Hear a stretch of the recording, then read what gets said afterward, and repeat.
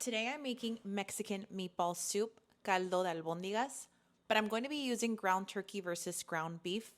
The traditional recipe is delicious, but when I created this recipe, I wanted something a little lighter and lower in calories and saturated fats. So let's get started. For the meatballs, I'm using 1.5 pounds of ground turkey, 1 zucchini, half an onion, 3 garlic cloves, 1 egg, half a cup of rice, mint leaves, and a variety of seasonings that I will mention soon. I will also be adding the full recipe in the description area below as well. In a large mixing bowl, add the ground turkey and start adding the ingredients. The finer you chop the vegetables, the better. Add salt, black pepper, oregano, and cumin. Because the consistency of the ground turkey is a bit different from beef, I like to add shredded zucchini to the meatball mixture. This adds moisture and avoids a dry meatball. And bonus points, you get extra nutrients. And for all of my parents who are watching, your kids won't even notice.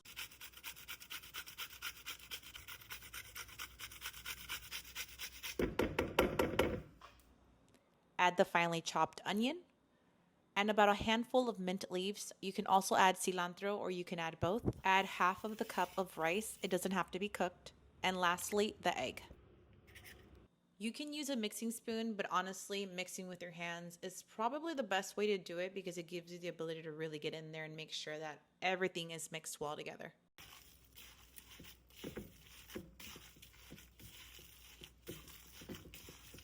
I prefer small sized meatballs, and I also like the meatballs to be around the same size, so I will be using a 1/8 measuring cup. And like I previously mentioned, the consistency of the ground turkey is different and will stick to your fingertips, so I like to have a little bowl of water on the side as I form the meatballs because this helps the meatball just be a little smoother as you're forming it. These measurements will give you around 30 meatballs or so. So once the meatballs are shaped, I like to let them rest inside the fridge and I will get started on the broth. In a pot, drizzle cooking oil. I am using olive oil and let that heat up. I am going to saute half an onion, 3 to 4 garlic cloves, and 4 tomatoes.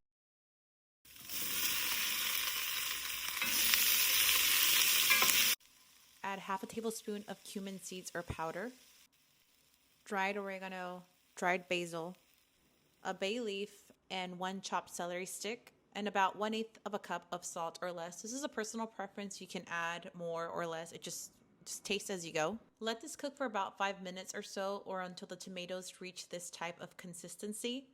Remove the bay leaf and add everything into a blender.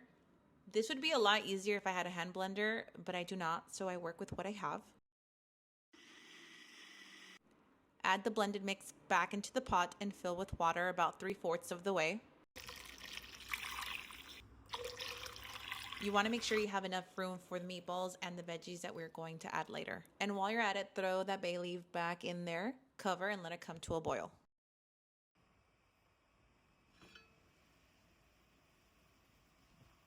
Carefully add the meatballs into the pot.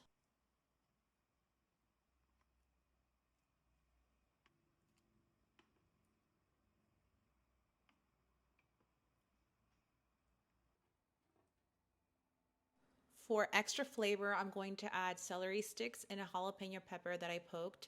This will not make it spicy, it just adds more flavor to the broth. You can also add adobo peppers, but that will make it spicier. Cover the meatballs and let them cook for 20 minutes on medium-low heat. This is the perfect time to start chopping and peeling the vegetables that you will be adding. It's been about 20 minutes, so I'm going to add 2 peeled and chopped carrots. Cover and let them cook for 10 minutes. 10 minutes later, go ahead and add the potatoes. You're going to cover them and again cook for another 10 minutes. And lastly, I'm going to add 1 chopped zucchini, a bunch of cilantro, and I'm going to remove the celery sticks and the bay leaf.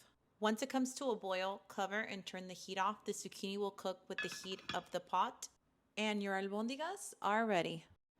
Personally, I love to add some lemon to my bowl and a little salsita macha for that extra kick that I can't add to the big pot because this is a family dinner.